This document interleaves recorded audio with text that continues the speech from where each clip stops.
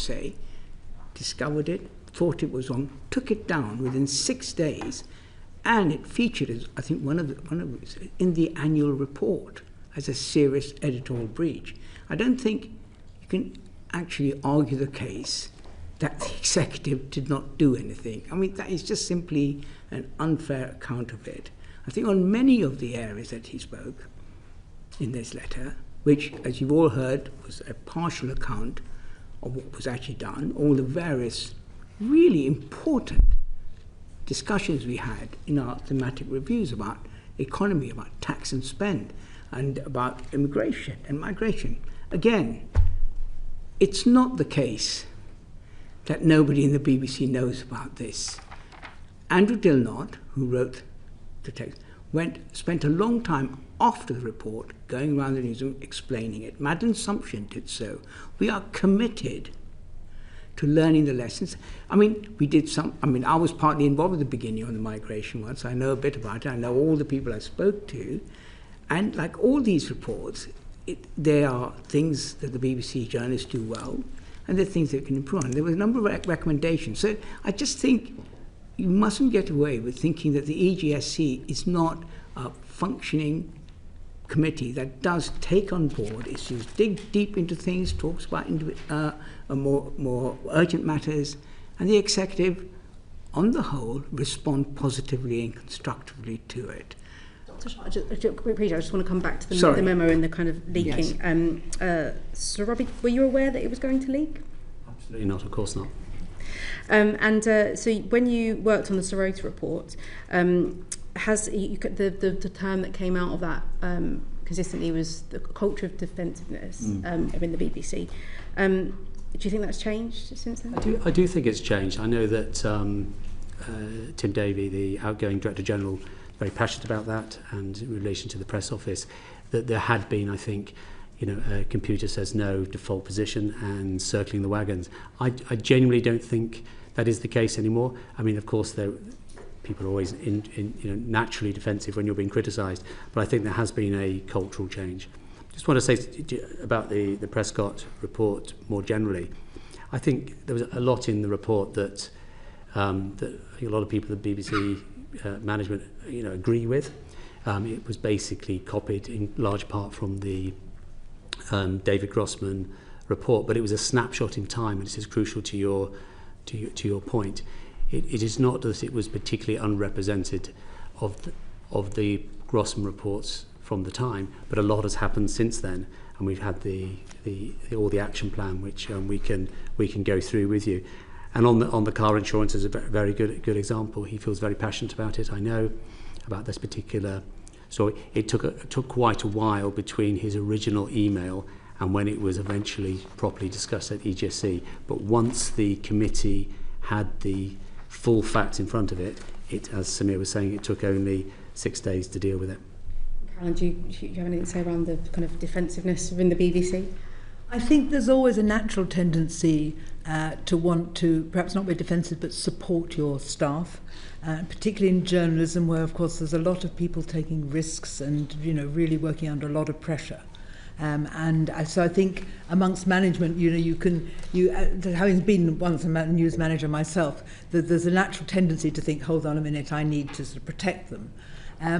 But actually, the thing that strikes me, and as you may know, I've recently come back to the BBC as a non-exec, having been an executive before, but having had a 15-year gap, is the extraordinary seriousness with which the BBC continually investigates itself and questions itself and reviews its output with a view to getting higher standards. I think that's the thing. The lack of understanding of that, I think, is the thing that most concerns me, because actually there are endless debates about when can you call something genocide and when don't you, and how where did we get it right and where did we get it wrong, for example.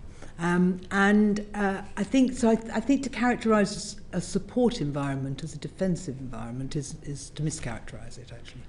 And just to Sir Robbie, so you've clearly a man of very strong political convictions and have held multiple posts both at the BBC and then over at Number 10 for the last couple of decades. And how have you managed to keep these roles separate and managed your own bias, given that this is all about, you know, accusing the BBC of bias and accusing the BBC of not being able to look at its own lines? So how do you manage your own? So I was Director of Communications for the government for 2 years, but I was a BBC news producer for 25 years, including being a programme editor and head of BBC Westminster. So I have a long track record. I primarily want to be defined as my commitment to the BBC, not my 2 years working for Theresa May. When I first joined, I think I joined the BBC in 1991, it was drummed into me about impartiality, and it's one of those things, those early impressions have basically dominated my thinking, and it's why I wanted to stick with the BBC. You're told to leave your politics at the door. And impartiality isn't just a sort of a moral obligation, it's also a legal obligation. I'll tell you one thing that's really, really important. If you want to find the people that are most critical of journalism when it becomes biased or inaccurate, it's other BBC journalists, because their reputations are damaged by it. And, you know, I think there couldn't be a bigger mismatch between the way I'm presented in some quarters in relation to my attitude. I think I'd become weaponised in terms of how I'm perceived. Everyone who know me, you know, I'm hugely impartial. I have friends across the political divide. You know, I have impartiality through my bones, and I've always been a big campaigner. I appreciate, but there is a question of sort of perception. Is it so? How do you manage perception? You said it's been weaponised, but I suppose it's difficult for people to separate those things. Sure. One of the problems of being a non-exec member of the board is it's very, very hard to speak for yourself. You get calls from the journalists asking for a response, and you just don't want to engage. And that's one of the reasons I'm absolutely delighted to come here and give an opportunity to set out my case, where hopefully I can demonstrate that the perception is actually wrong. Will you move on? No, carry on. At the end of yours, whenever. I've got a couple of... Cam, do you want to come in? If that's all right? Yeah. Thanks, Chair. So, Robbie, you talk about leaving your bias at the door. Shortly after you took over at the Jewish Chronicle, a second-generation columnist, Jonathan Friedman, resigned, stating that too often the Jewish Chronicle reads like a partisan ideological instrument, its judgments political rather than journalistic. How does that tally with your statement about leaving politics at the door? Well, I think you got your timeline wrong. That particular statement happened after I had left. I left any involvement in the Jewish Chronicle in August 2024. A number of points I'd like to set out here is, firstly, I had no editorial role whatsoever on the Jewish Chronicle. It had no bearing whatsoever in my work with the BBC. My relationship with the Jewish Chronicle was fully declared. And Chair, if I had the opportunity to explain why I ended up being a non-Jewish person chairing or being a director of the Jewish Chronicle. The Jewish Chronicle is the oldest Jewish newspaper in the world, 200 years old. It was about to go under through liquidation. I was approached to join a consortium by an elderly Jewish fund, person. Remember his name? Well, it's very interesting. I will come to that. A philanthropist, and that's not his name. That's obviously his role. And it was his involvement and his funding of the Jewish Chronicle was conditioned on him not becoming a public person, because you can see more recently, but even then, the amount of the safety issues were very, very high indeed. So the original plan was for me to be director for like 2 weeks after we won. It ended up being a lot longer than that because there was complications in how charity law had changed. So I was doing a favour. I didn't get paid. Had no particular reason to be involved other than I was asked to do so. I had no involvement editorially whatsoever, and it's now for unfortunate reasons I ended up owning it or being director of it for much longer than I'd anticipated. What was your role in the establishment of GB News? After leaving Number 10 and before I joined the board, I was approached to help with a fundraise, and I helped with the fundraise, presenting what I thought my vision of GB News, which is somewhat different to the way it's turned out. But I never worked for GB News once it became a news channel. Thank you. Yes, Rupert, did you want to come in on Thanks. Yeah, just off the back of the questions Natasha was asking. Good to meet the three of you. I think, Caroline, it's the first time. Sammy, I remember meeting at a party when you were at Juniper, and Robbie, I used to have your number. You used to phone me up for Daily Politics. I know, we're not as close as we used to be. How sad. I'm very disappointed by that. But Daily Politics was commissioned by Juniper, I think, was it? So I think you guys, the Sunday programme you're Politics, confusing is when I was Sunday running Politics, Juniper, the I Daily made a Politics. programme for This Week with Andrew Neil, Michael Patillo, the Sunday and Diane version. Abbott. That's and right. So you two probably knew each other way back. Robbie Okay. Gibb was the commissioning editor of At that. the BBC, the political programme, I remember, yes. And we all miss your brother. He was a very good schools minister, very responsive. Whenever we had school issues, we'd be up there at the department. I think I could definitely agree with you. You are. No. Look, my question. So, Robbie, congratulations on your knighthood. I think that's since we last spoke as well. So, congratulations on that. I guess prior to you taking up the role, your views on the BBC were quite out there in different newspaper articles you wrote. So there's the one from August 2020 in The Telegraph, I think, where you talk about how the BBC needs to get its ship in order. It says that BBC journalists are letting their preferences show. Even any student of impartial, inaccurate press can see this, and it includes a bit of an attack on Lewis Goodall in that article. Then there's a Daily Mail one about the Today programme the same year. Trapped by its own groupthink, it is radio misery, sneering and monstrously out of touch. Do you think that's still the case? That was 2020. You've been on the board since then. Do you still hold those views of the BBC? Well, the particular issue around Today programme was that during I think it was the 2019 general election, it was unfortunate because I can see how it happened, is that they had outside broadcasts in universities up across, and they had a lot of. Unfortunately, the views expressed were not the views of that story. So the actual debate, that election, the debate was very much in Red Wall, and that created a real problem for them. But I understand why they did it. They wanted to get younger audiences participating.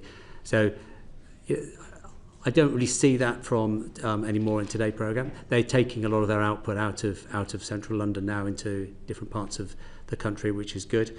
In terms of revealed preferences, I feel very, very strongly that you leave your politics at the door, and if you are tweeting, if you take the sum total of people's tweets, you take the sum total of their output, and you know where they're coming from, that is a problem.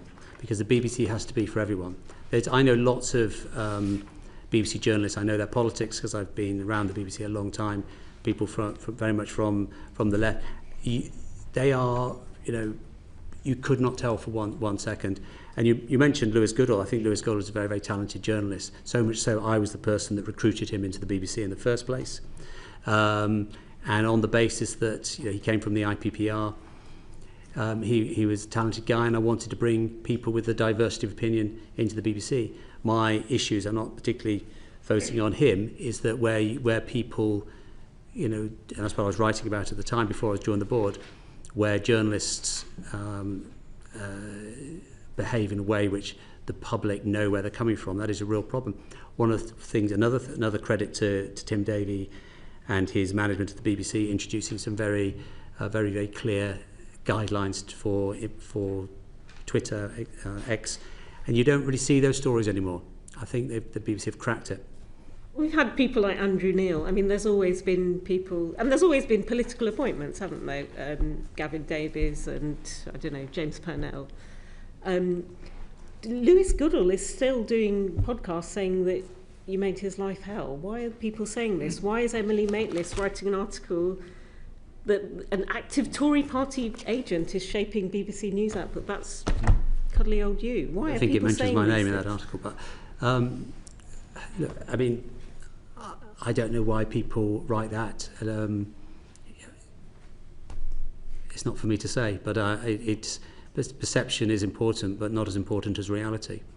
And is it true that, I don't know, we hear there is a culture of fear. We hear there was the all-staff meeting last week. Many people felt very dismissed. Their questions were completely cut. And I think Samir Shah, you said it was disrespectful of them to raise such issues. I didn't say it was disrespectful of them. I was doing an all-staff meeting, and I know that was dead. What I was trying to say is that, and we talked about... Sorry, by the way, I should have declared an interest. I was a former staff member at the BBC in the 90s. It was a long time ago, BBC Western You House. mentioned, Robbie, and can I just say... Yeah, go for it, yeah. That, So just and you mentioned that I ran this painted. programme called This Week with Andrew Neil and Michael Patillo and Diane Abbott, replaced by Alan Johnson. Every week I spoke to Robbie. He was the head of that department. And not one week did he ever play any politics. If anything, because of Andrew's and Michael's position, he was very keen that the other side, or the Lib Dems, also featured on the sofa. So if there was any push, it was always in the other direction because of the politics of those two. So I have absolute faith in Robbie.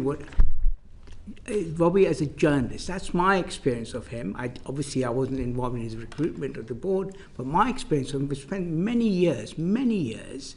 So I think it is unfair to say that Robbie comes with, he's principally a journalist. He was a journalist running the whole BBC's political journalism, and he did that with great skill and great commitment to impartiality. That's my view about it.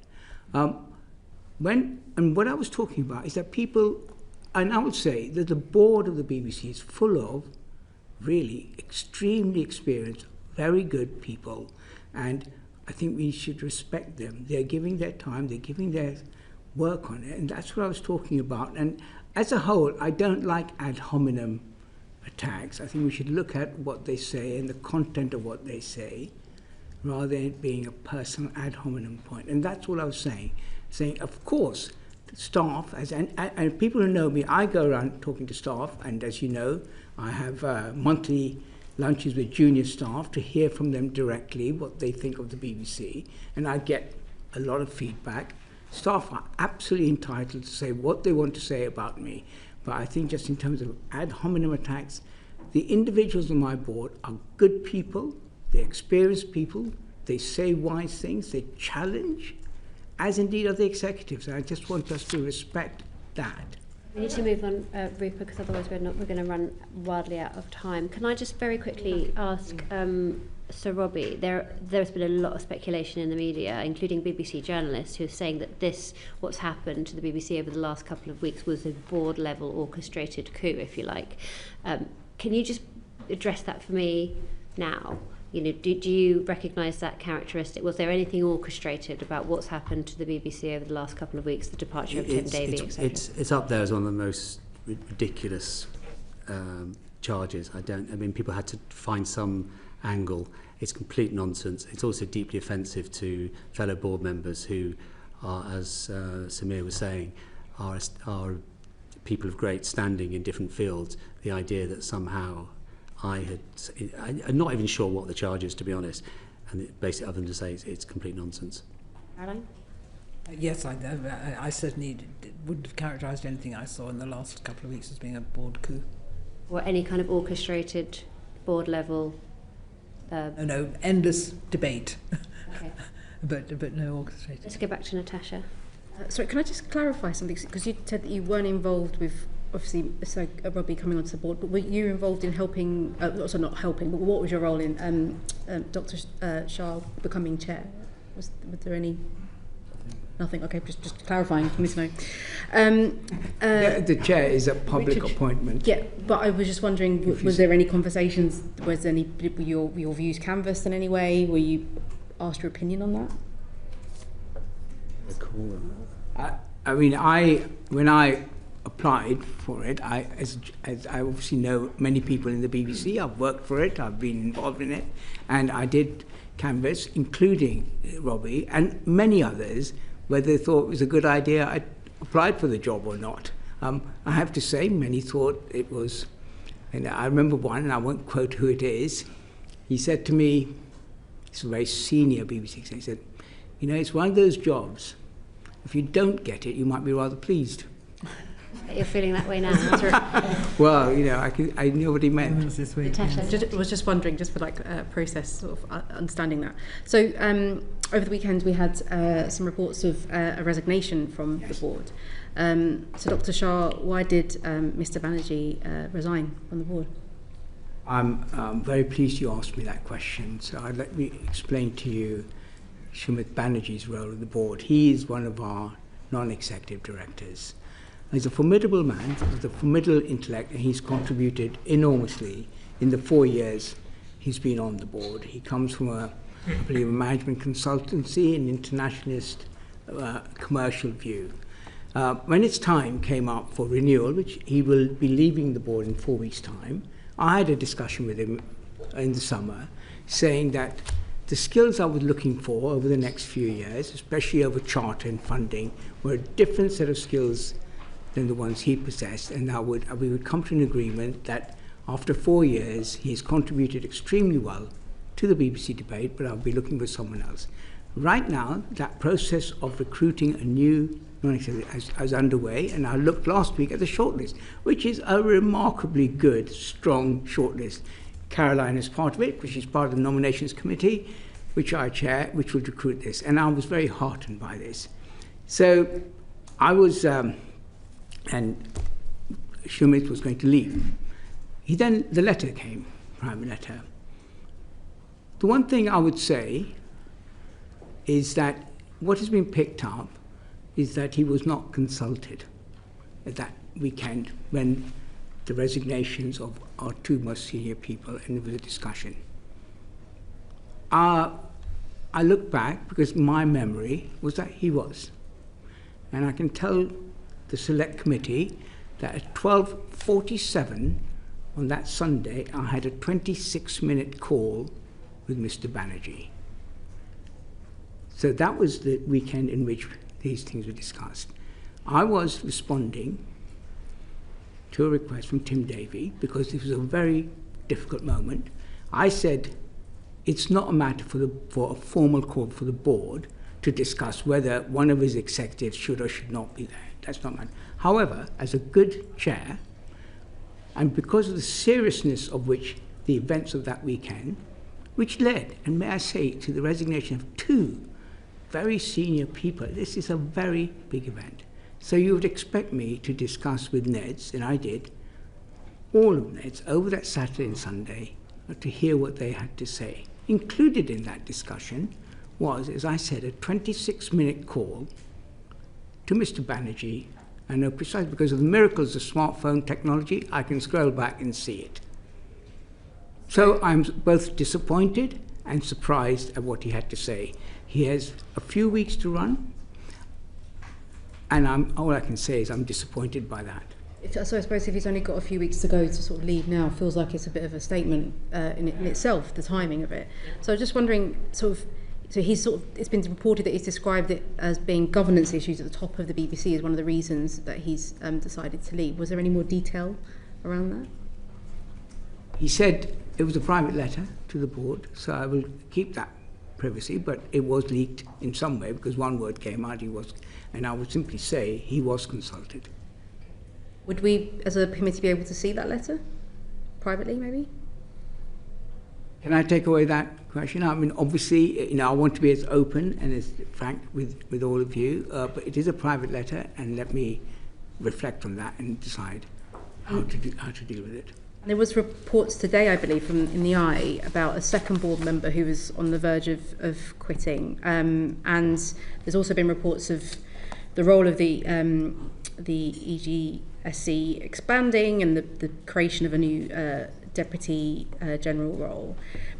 Dr. Shah, is this not sort of a bit of an admission that perhaps your leadership in this needs to be looked at as well, in terms of whether or not you're able to get a grip of what's happening on that board and if it's all working the way it should do?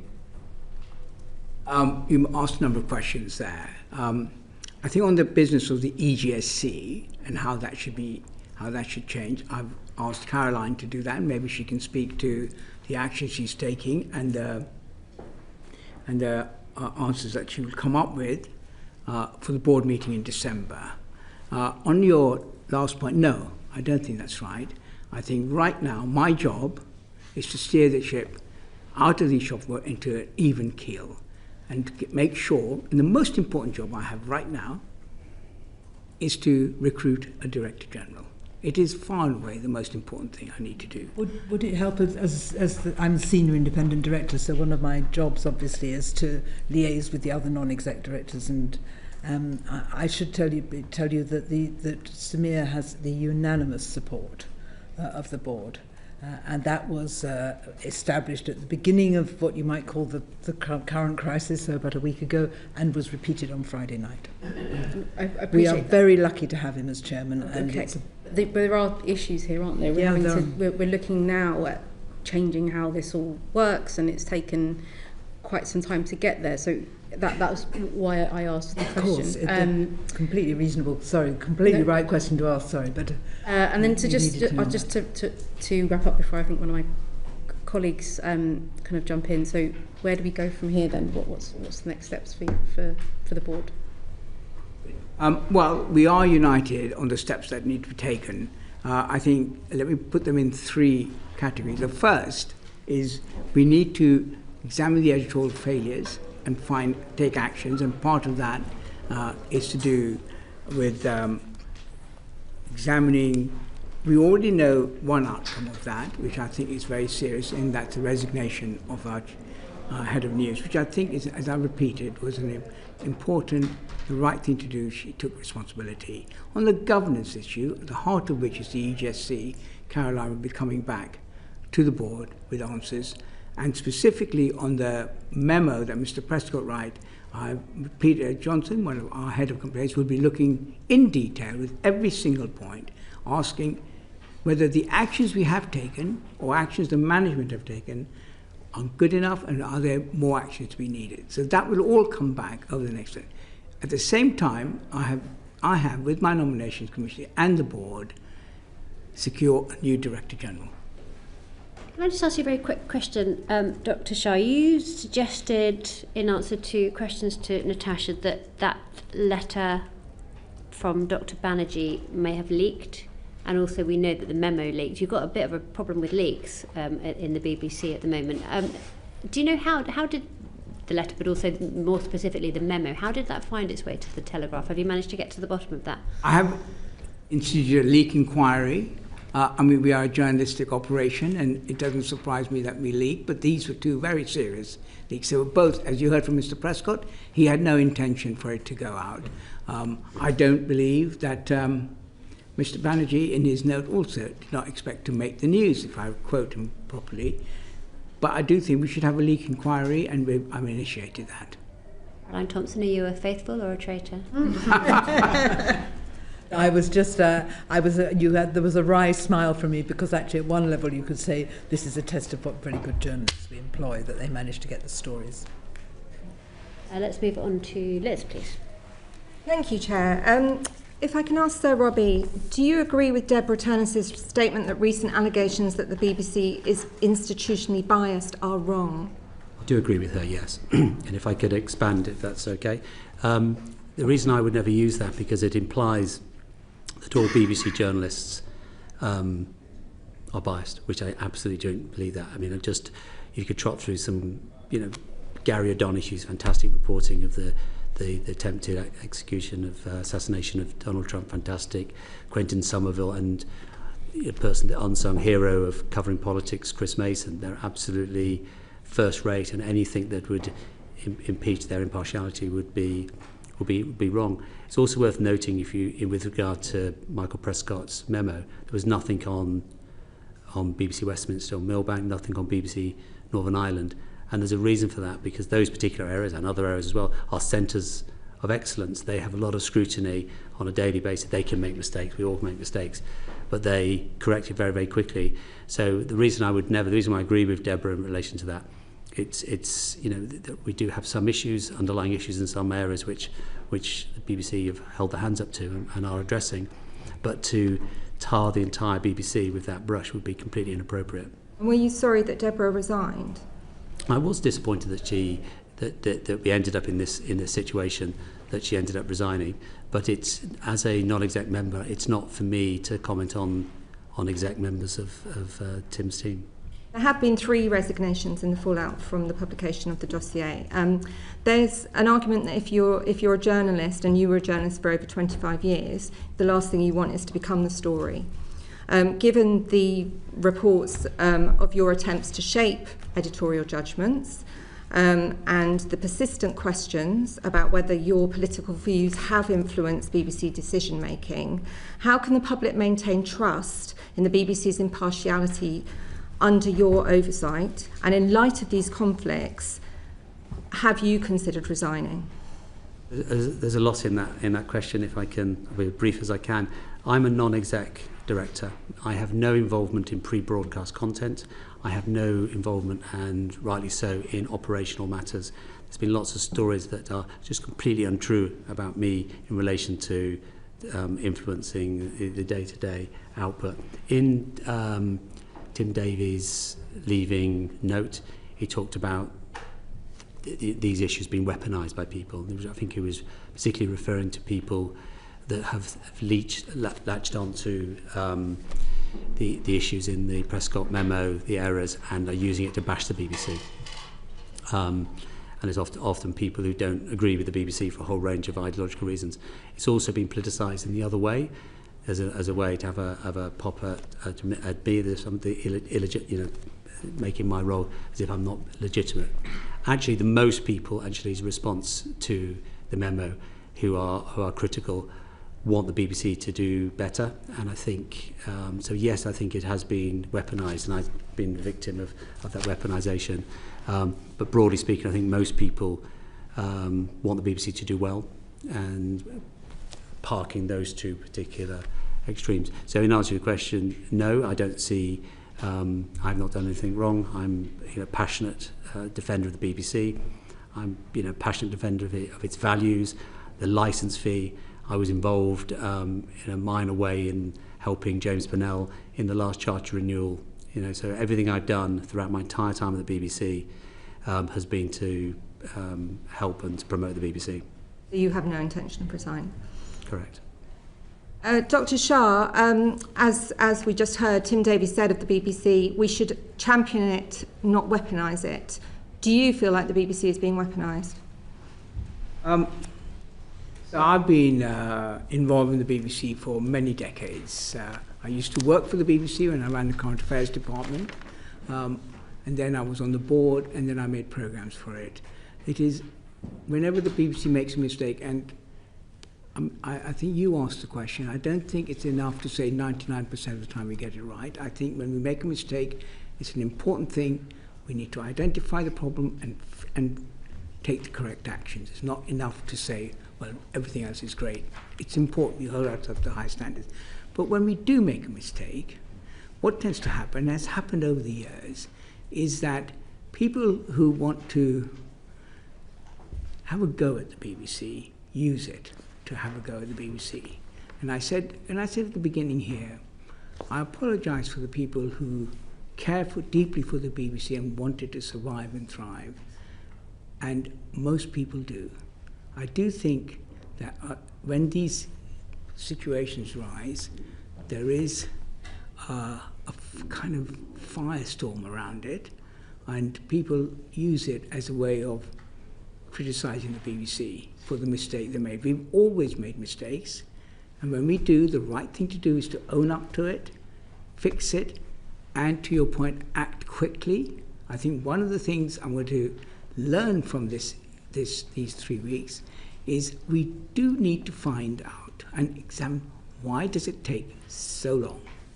I don't think there's any malice here in taking long, and I don't think it is about a sclerotic organisation. I think, but we do need to understand why it takes so long and try and fix that as well. It's important we do, because the longer it takes, the more it becomes a political football to be kicked around with. So it is, to me, one of the lessons there, editorial, their governance, and then there's this issue of speed of response. It's an important thing. It matters that we are just quicker and get on the front foot.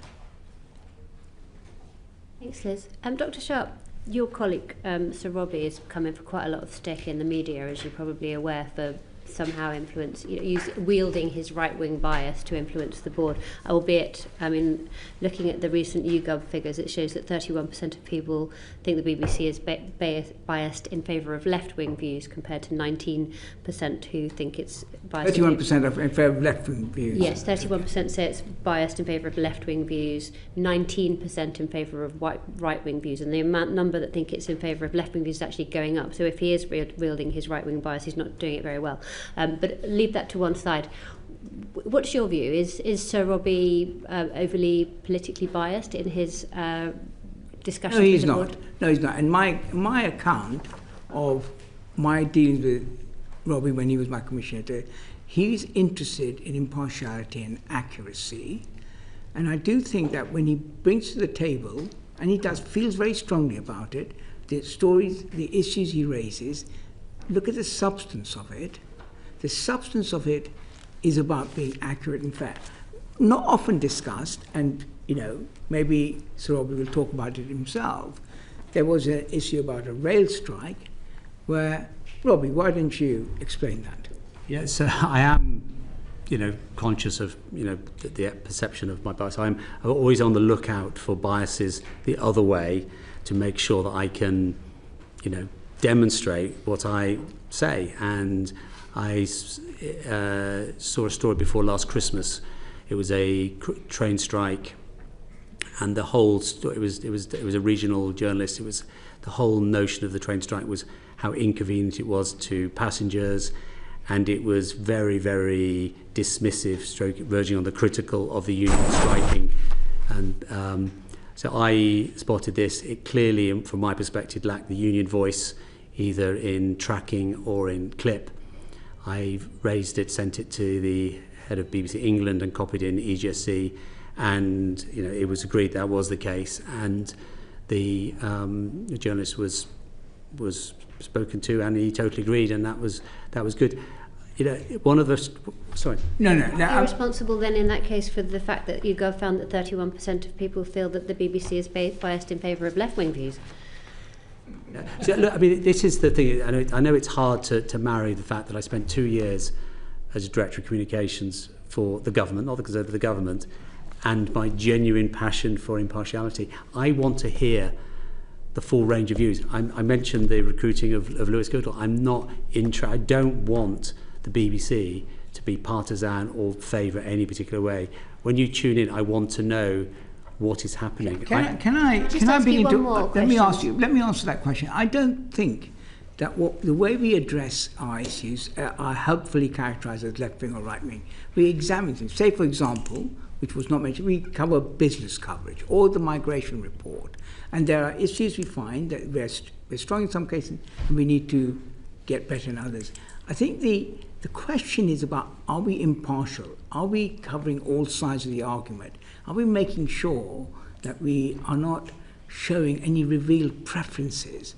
That's what it's about. I just don't think of it. Is this a left-wing position? Take, for example, our discussion, as we do, which is a very important, in this time frame, to January to May, every 5 years, the BBC reviews its editorial guidelines. It's the most important document we have to make sure that every 5 years, it came to the editorial, the EGSC, for rigorous examination. It then goes normal process to the board. We did that with great, and people discussed it. Even we discussed what is our position on the use of the word terrorist. So it's not just a simple, let's pass it. These are really important questions. These were debated. It was, again, a very strong, very helpful, very constructive debate. And that's how it works. I like differences of opinion. I like diversity of opinion. The worst thing for us is to have groupthink. We want to challenge, we want to... That's what's important. And it's important we have points of view representing, frankly, the country as a whole. Okay, cool. Rupert. Yeah, I don't think it's just the 2 years at the Conservative Party, though, is it? Did you not work on the Portillo leadership campaign? Because I think what's interesting is you've gone in and out, back and forth, whereas other people usually make the break, go to one or the other. Sure, but I spent 25 years at the BBC. That's the important thing. I have been defined by these 2 years at Number 10. You have also worked. I have worked for the Conservative the Party. Portillo campaign. You worked for Francis Maud. So it's not just no, 2 I understood years that. No, isolated. but my point. Anyway, just, look, that's. Oh, sorry. But just for clarity, I was talking about how I've been defined. I'm not saying I haven't had any other political involvement in my history. I am 61, so there's a lot of time to fill. So the EGSC, just wanted to ask, it's got a few holes in it now, right? Because of these resignations. No, it's the board. Oh, is this to me? EGSC, or whoever wants to answer the EGSC question. Mr. Banerjee was not a member of the EGSC, he was a member of the board. But, and there's no hole there because the two, Tim Davey and Debbie Tyner's were. Yes. Well, that will be part of course, Caroline's examination of the composition of the EGSC. So maybe you would like to speak to that. For the moment, Tim Davey is still Director General, so he would still be a member of the EGSC and come to the meetings. Jonathan Munro is the acting Director of News, so he will come in replacement for Deborah. Okay. So we don't have holes at the moment, but what the Chairman has asked me to do is do a root and branch review of EGSC, which I'm doing at speed and at pace at the moment. And one of the things we will look at is the membership. It does seem a very small number of people to be arbiter of editorial standards, and including someone who is known for their conservative past and being a bit partisan. I just wondered, I've seen the minutes of the 6th of March 2025, and there's actually an agenda item. Actually, it deals with the BBC Arabic issue, so I do agree with what was said by you, Samuel, in your letter, that some of the things in the Prescott memo were dealt with, so I don't know why they're in there still making hay, including BBC Arabic. However, plan for reform voters. And for reform voters. So there's a whole item in there about how there needs to be trust built with the reform electorate. Is there not going to be something similar planned for green voters? Those are going up as well in opinion polls. It does seem very slanted when you look at panel shows that there always seems to be Zia Youssef on it or Nigel Farage. This is a party with 4 MPs. Yeah. Why plan? I'm happy to. I'm happy to take it, but Robbie, why don't you start? And I'll come in on it. So there's 2 issues there, both of great interest. So that particular meeting, Deborah Turness did a presentation on party support for the BBC, and it was a discussion by voting. There's a number of things, but then Labour very, very supportive, and then there was concern about why is it that Reform voters didn't support. They had, hostility to the BBC. And she had various thoughts that was absolutely not about doing stories that are favourable to Reform, because that's how it could come across. One of her ideas was having more live discussion programmes in all. So that was what that was about. You look sceptical. So that was that. The second issue is something that's very close to my heart, is issue about allocation of airtime to different political parties. And there's a general sort of metrics for doing it, is that you look at past and present levels of support over 2 electoral cycles as making a judgment. And the particular problem at the moment, of course, is that you've got, for example, Reform leading in the polls, but very, very few seats. You've got Liberal Democrats further down the poll with many more seats. You've got the Greens, as you pointed out, in second in some polls. And you've got the government, in a much lower percentage, but they are the government, and you've got the leader, the official opposition struggling on but less than 20%, but still the official opposition. It is the exec are massively alert to this, and we have updates at every EGSC on this very, very subject. May I answer that? And let me step back a bit. One of the jobs of the BBC and its news division is to reflect the points of view across the country, that we are properly impartial, and we hear that. In establishing where we may be weak or where we are strong, we do a lot of research. We do a lot of research on various demographics. We want to, for example, we need to make sure levels of trust are just as high amongst young people as it is amongst old people. And this is normal business. We look at how the country responds and to trusting the BBC. Just the Reform voters, why not? And what we discovered when we did the political analysis is, among lots of, we do demographic analysis, we do geographic analysis. One of the things about geography, which I'm very exercised by, is that support for the BBC declines as you go further north. This is a very, very big issue for the BBC. We are across the country, and it's made one of my strategic priorities is we've moved programmes and production out.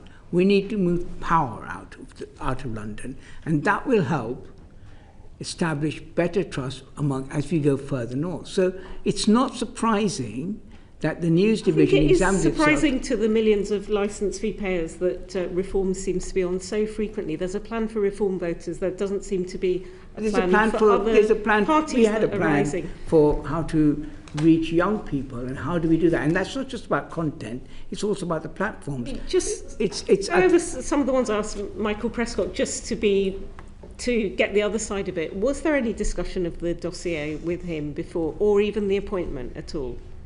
What? Yeah, with yourself, because you're friends, we've established now. I don't think I had any conversation.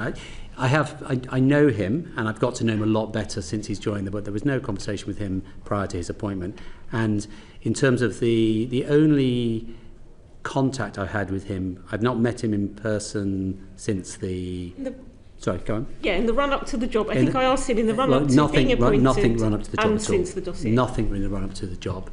It's quite a long time ago, but I'm 99% certain that no contact. And in relation to the dossier, I phoned him about a week, coincidentally, prior to him sending his dossier, just checking in. I hadn't seen him or spoken to him since while I was walking along. And he actually asked me, or he told me he was thinking of sending a note to Samir as chair about his concerns about his time on EGSC, and did I think it was a good idea? And I thought, well, fair enough. If you want to do that, that's fair enough. But then I think I then phoned you, Samir, and mentioned this to you, if you recall, and I think to check had it arrived. And the next thing I found was this whole dossier in my inbox as a member of the board. So something happened between him saying to me he was thinking of writing to Samir as chair, and him deciding to send to the whole board. And just lastly, I mean, some of the things in there, the Gaza coverage, for example, it would have surprised many that he saw the BBC position as what it was, because we get email, and again, Tim Davey in that chair used to always say we get complaints from both sides.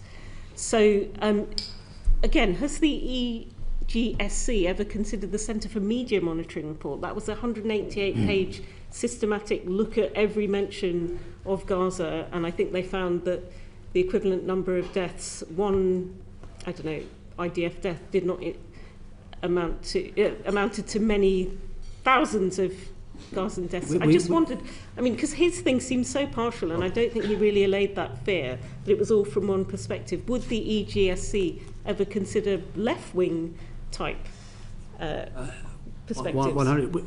We've never looked at other people's reports in that sense. What we would do is look at particular concerns about accuracy particularly. I've been interested, you've said quite a lot of...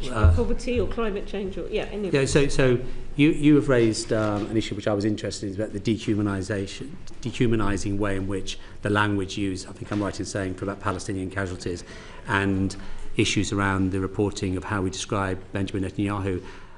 I think that's interesting. In terms of the language used for the Palestinian casualties, which I think I'm not unsympathetic to what you're saying. There's a type of research that you use called sentiment analysis, which uses AI to make a proper assessment. And what I would say is that it's definitely the kind of thing I would like to see us digging quite deeply into when we do the thematic review into the Middle East. The trouble with that type of analysis, it's not very well respected and regarded, and so it's much easier and more pressing to do things about accuracy where you can really nail it. But I mean, you get me wrong. I am sympathetic to you in relation to those concerns being addressed. I would say listen to your staff more. All staff meetings, all those letters with 400 signatories, not just one person every time. Thank you, Rupa. Let's have Damien, please. Thank you, Caroline. Dr. Shaw, you came back a few moments ago to what I think is a central issue, which is the speed of response. So I'm old enough to remember 2007, before your time leading the organisation, but when the BBC was in hot water over the misnaming of a kitten Oh, yes. You do get held to a higher standard. That comes with the privilege of the licence fee. But on that occasion, it also took over a year and a leak for it to come out. So it's kind of all very well to say, well, we must just do better at coming out faster. But what is going to make the BBC face up and fess up faster? I think that's such an important question. And I understand the scepticism that it always seems to take time. I don't know the answer to your question, but I'm heartened by one other area, it's a parallel area, which I was involved in. I took very great care to accept, which was what we call the culture review, where in my first year, I was determined to tackle abuses of power. And there was a lot of, we do this year in, year out, it's always happened. And there was some skepticism. But in the event, we did a very strong review. We came out earlier this year, and I and the board, but I took personal ownership of trying to get this right in the face of skepticism. And I would say that the executive responded extremely well. There's a very serious set of actions that are in place now to tackle it. So, whilst I agree... I'm going to have to rush you. No, but what I would say is that I think I will equally, once I focus on it, say, what is the problem here? Why do we not come out more quickly? What is it that stops us, and how can we fix it? It's going to be absolutely one of the lessons I've learned of this particular 3 weeks. I do hear your skepticism because, I remember the kitten story. Socks, in case you're just delving deep. Socks and cookie. Yeah. And so I think it's important, and I think it is a constant problem for the BBC that we do respond in a way that always puts us on the back foot. And I don't like that. I want us to be on the front foot and get out our statements clearly. If we made a mistake, hold our hands up fast. If we don't think it's a mistake, say that. So returning to the backward-looking thing, yes. So what is in the Prescott memo? So the board is committed to revisit everything that's in that memo and to report back on them, on those items transparently about your conclusions. What does that mean in practice, and what is the transparency we should be looking out for? Well, what I've asked Peter Johnson to do is to examine every single story and set out what actions we've taken, or the executive have taken, to deal with that. Then analyse whether those actions are adequate and whether more actions need to be taken. So be very precise to every single point. It may be that we'll find, for example, in my view, about the insurance thing, the action was taken and that's it, and we don't need to do any more. But there will be others where we think, Peter Johnson may think, well, these are the actions taken, A, B, C, but we now need to do D and E as well. So it's going to be very precise, and we're going to... Earlier this afternoon, Mr. Prescott said to us that you should treat all the issues he's raised as systemic unless and until they are demonstrated to be otherwise. Do you think that is a correct way to go about that analysis that you're talking about? Well, I should say I'm not clear what Mr. Prescott means by the word systemic. Let me put... He's not here for me to put words in his mouth but tell me. In present. But I think what he means is, rather than saying it was a one-off, something went wrong on that Tuesday in March, somebody made an error, that there's something in the organisation, whether it's in the culture, the systems, the processes. I think that's probably what he means by systemic. Let me talk about how I read those series of points that Mr. Prescott... You do it concisely. Yes, okay. So I think there were some individual errors, but I also think it points to some underlying problems. That's how I would describe them. For example, an underlying problem in the Arabic service... Forgive me, so the question is, do you think it's a reasonable approach to this exercise that is about to be undertaken to start with the assumption that for each of those items it may have been systemic, we have to demonstrate it's not? I wouldn't frame it in that way. I would ask Peter Johnson to look at each one on its own merits and examine. He's a very fine, very seasoned and experienced journalist, to look at each one and come to the board with an analysis of whether this is an individual error or a underlying problem error, or it's a systemic error. Thank you. And just finally from me, Sir Robbie, could you just say to the committee what you think it should be the future for the BBC, what role it should play in the next 10 years, which may be the same or different from in the past 10 or 20 or 30 years? A nice open question. One of the things I do agree with Michael Prescott is the potential for the BBC. You know, in the world of totally dividing channels from Fox to and all the rest of it, and the internet, we have a brand, we have a DNA that could actually just lead the way, not just in the UK but globally. That is the thing I find most exciting. I think we've still got a huge opportunity to do that. And so in 10 years, yeah, I think that we could do that in 10 years. Thank you, Damien. Bio, please. Thank you. Just on that last point, in the previous panel, Michael Prescott, you mentioned that he called you and sort of ran it by you effectively with regards to... No, I called him this is regarding the memo. Yeah, I called him a week prior, so it wasn't that way round. Okay. Just checking in because I'd not spoken to him since he left. Yeah. And in that he said he was thinking about, or had done, I couldn't quite remember, message the chairman. That was it wasn't anything else about the memo. Okay. And so do you sort of feel from that question he felt that it could be damaging to the organisation? No, the fact that he checked. He didn't check. I phoned him and he said, he's thinking of sending a memo. But you phoned him, but he brought up the issue that he was going to send it. Yeah, because that was our primary connection was via the EGSC, and it was not in a reason. He must have just been writing his memo then. That's all I can assume. It was a very, very fleeting. But when you called him, did you know he was going to be preparing this memo? No, not at all. No, I phoned him to check in. I hadn't spoken to him since he had left the EGSC as an advisor. He must just crossed my mind. So he brought it up. I mean, look, I say this obviously because, you know, there's an element of perception the chair was talking about earlier as well. I think that, you know, there is a scenario where, imagine if Keir Starmer sort of recruited Alistair Campbell. There is that perception that is important here, and so that's why we're asking some of the questions that we're asking. I totally get, and I hope I was trying to make the distinction between. Well, first, I was never as good a communications person as Alistair Campbell, but I only did it for 2 years. That was good. All right. But I did, unlike him, I did 25 years as a BBC journalist. So my whole DNA is very different to his. I'm an impartial BBC journalist, not a spin doctor by nature. Okay, thank you. So my next question is, has the experience of Mr. Prescott's memo where he felt the EGSC was not acting, so he escalated to the BBC board and altered your thinking on how the EGSC interacts with the board. So what do you want the SOAR review to achieve? Would you like me to... Actually, no.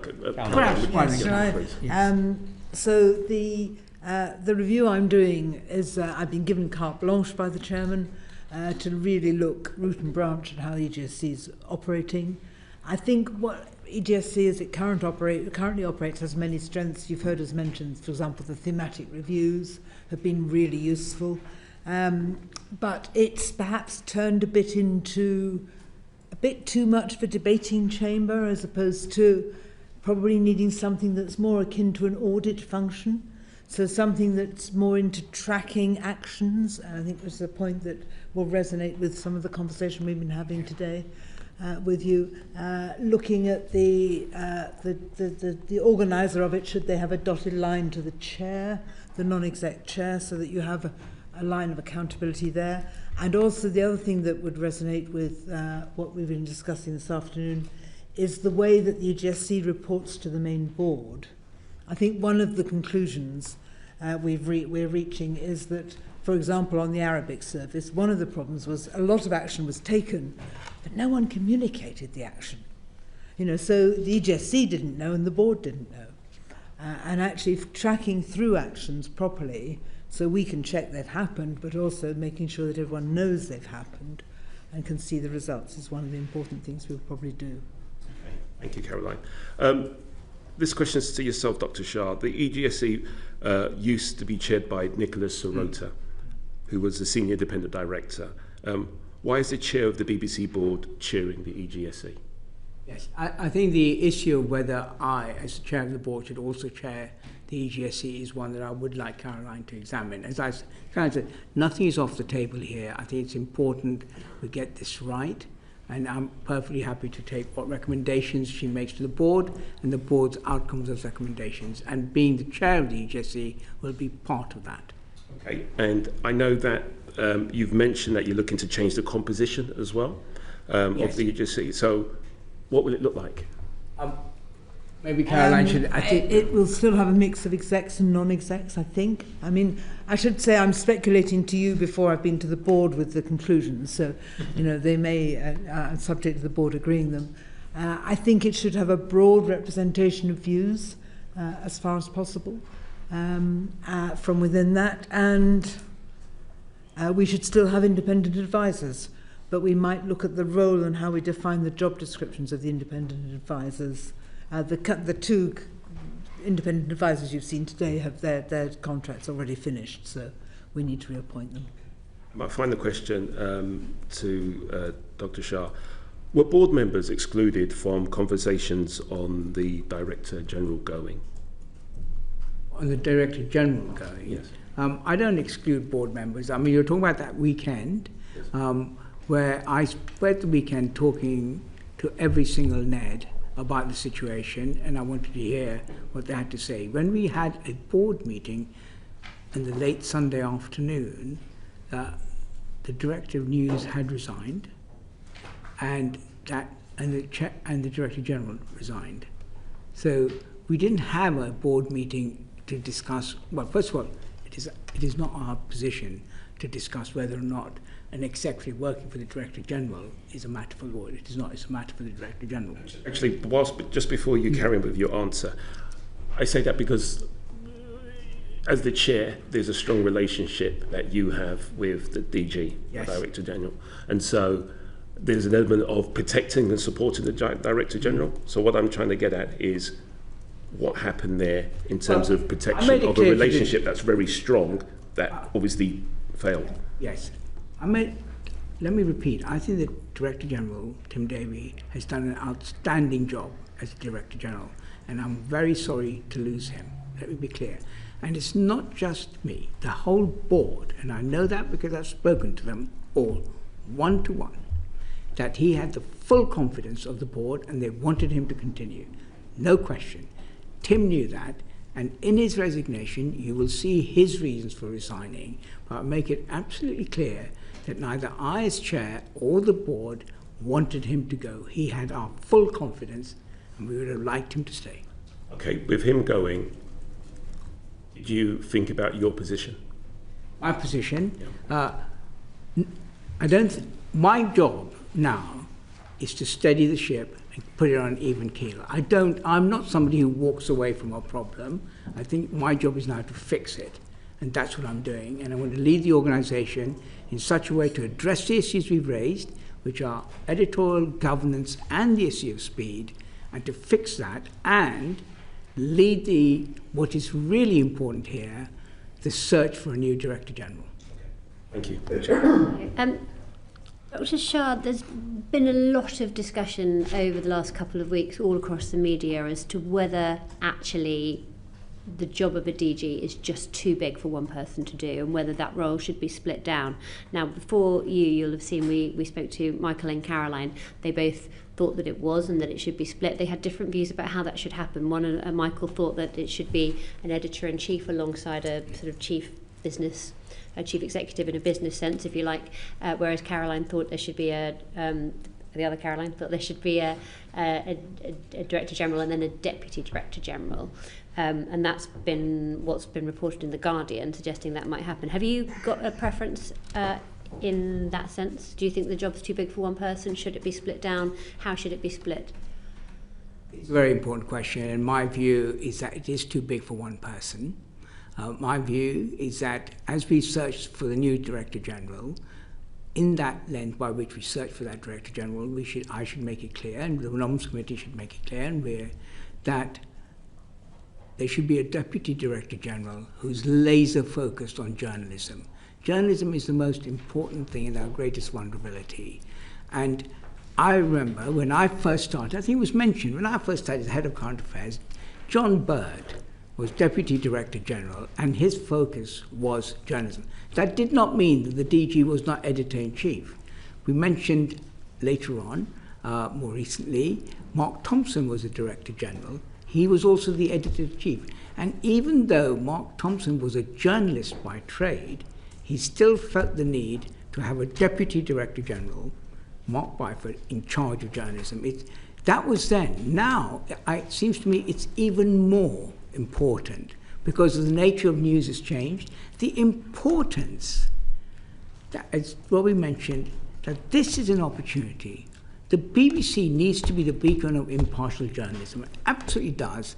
We are living in a world in the next 10 years where people need to trust us and we need to have a focus that our journalism is good. And I think that needs that. So I'm inclined to restructure the executive in the future, once we get a new director, that the lens through which we examine potential candidates for the Director General includes the idea that there will be a Deputy Director General who will be focused on journalism.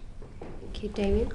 So, having a Director General and a Deputy Director General, the hierarchy couldn't be clearer.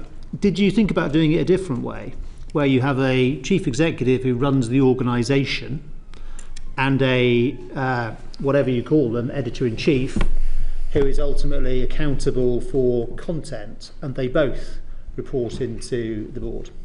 I think that's an interesting observation, but obviously the Charter at the moment does not allow that. And the Charter, the Director General... It's going to get renewed quite yes. soon. Well, I think, as I said, it's a good moment for discussion, but right now I have to replace the Director General, right now. And I have to replace it within the terms of the Charter. And the Charter allows that. I think the point you raise is worth raising, and we, as with many issues, we will be talking about the Charter. There are many factors about the Charter that we need to discuss and engage in, and we need to start that conversation. Well, here you are in Parliament. It is an opportunity to express your views in any way you like. Well, so you're constrained by the current Charter. Were you unconstrained, would you take a different view? Well, right now my view, and I recall that the Chair would like me to take a position, I think that the idea of a DG and a DDG has worked well, and I can see it working again. I will need to be persuaded that the alternative one is a better solution. Thank you. Thank you, Damien. Jeff. Okay, thanks. That's the executive. Can we talk briefly about the board? So what do you want to do about changing the composition of the board? Particularly, would you want to change the number of non-exec board members? Well, again, a matter for a Charter, and I've already said I'm looking forward to some constitutional innovation about the board. By that, I mean, I think we do need to take a look at the composition of the board, the flexibility there is, in the nature of the public appointments, how many public appointments there are. All of it should be a matter for discussion. Do you have a view?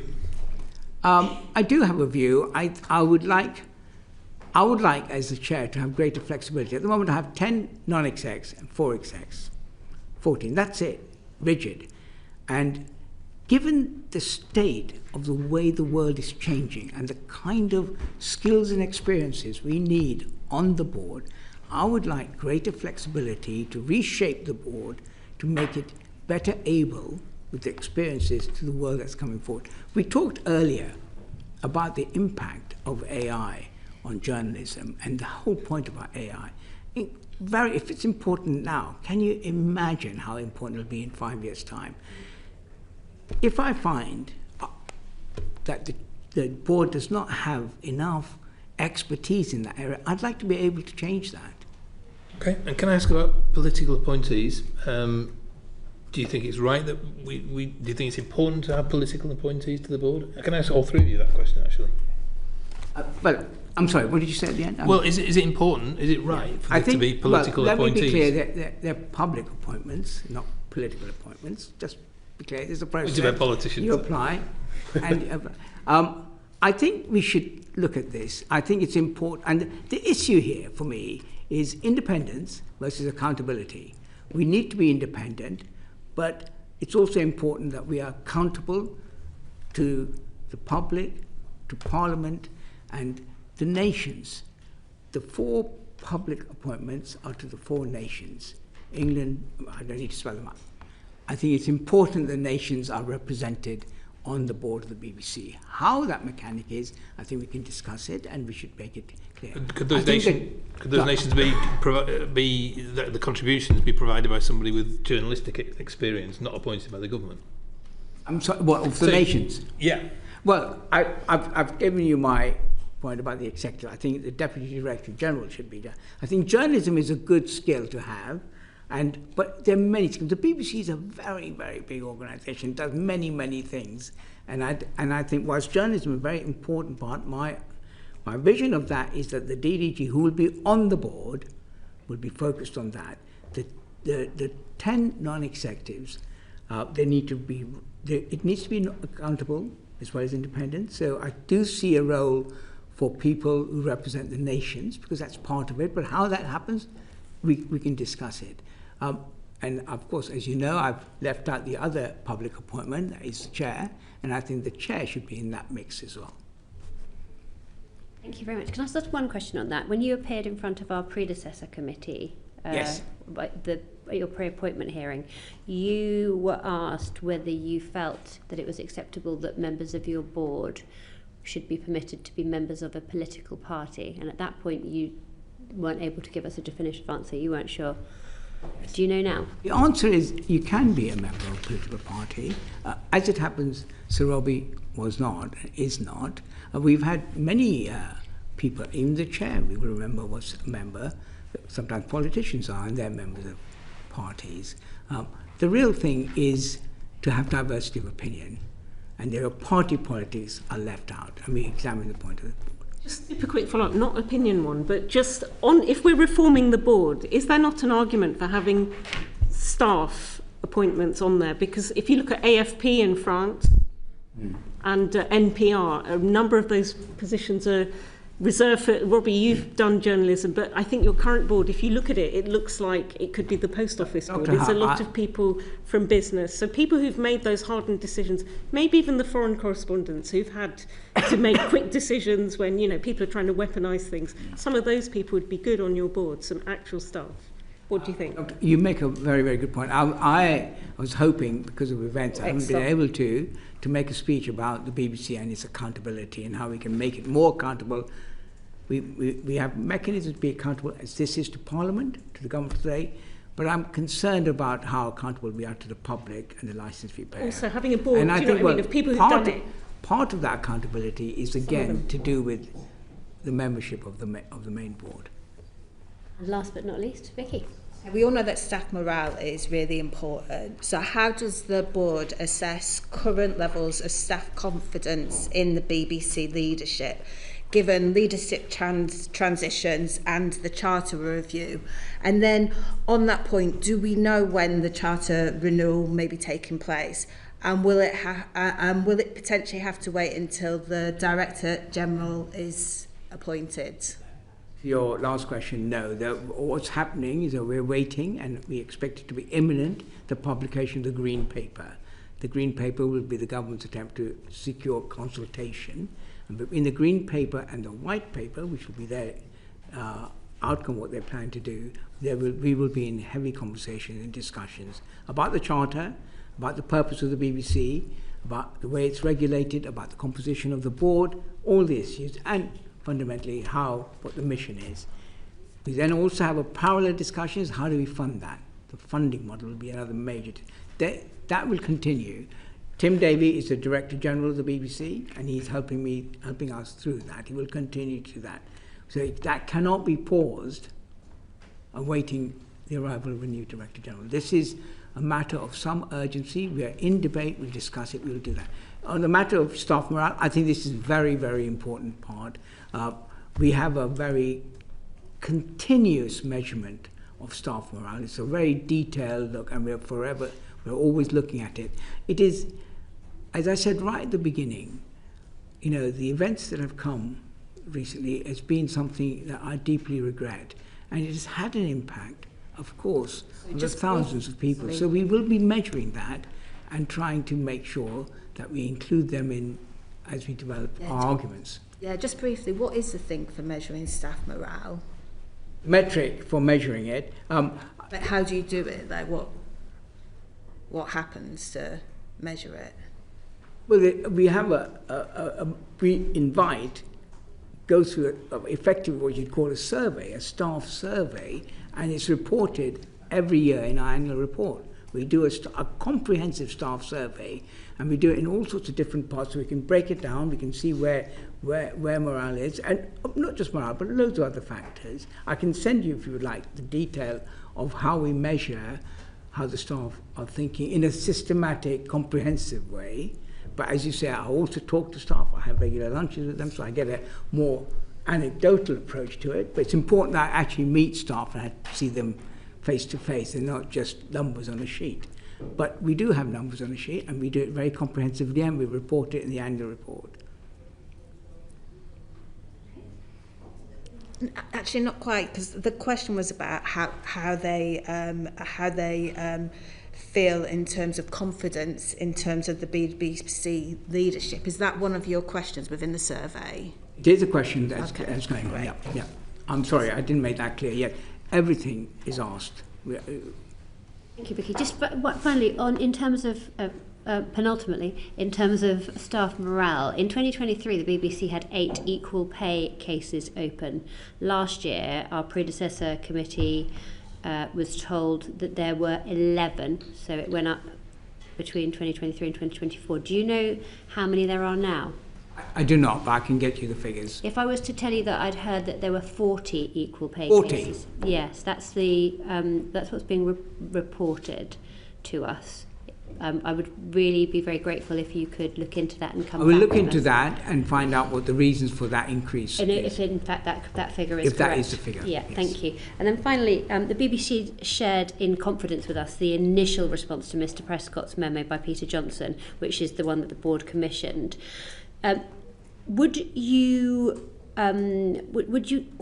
consider publishing that report? Yeah. I didn't consider publishing it. It was important for me when the board discussed Mr Prescott's memo that they had a full and rounded picture of what did take place over the 3 years. You have challenged Mr Prescott on his selection. I think it was important when the board discussed it, they had a proper picture of all the different things we did consider and the actions we did take.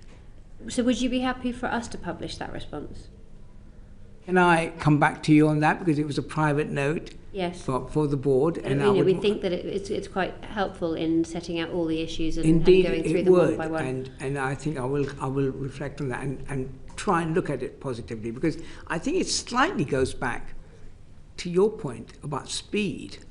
We do this work quite quickly. I asked for it to be done straight away because we were having a board meeting. We had the response, but we kept it to ourselves. And to me, it becomes part of this examination. What lessons can we learn about this? We've learned it, but also about the speed of action and what we can do and how we can publish more, be more transparent, so we're not on the back foot. And we need to understand the world we live in, and that if you don't get out on the front foot, then they will fill that vacuum with whatever they want to say. I think it's a really important point. With that pace in mind, could you let us know quickly? I will let you know. Great pace. And also whether you're going to be publishing the new Peter Johnson report that you mentioned in response to Damien's questions as well. That's very kind. Thank you very much. Thank you all of you for appearing in front of us today. Is there any further messages that you want to leave us with? No, I think that's You've had enough. Okay. Thank you. Thank you very much for everyone for your time today. Order.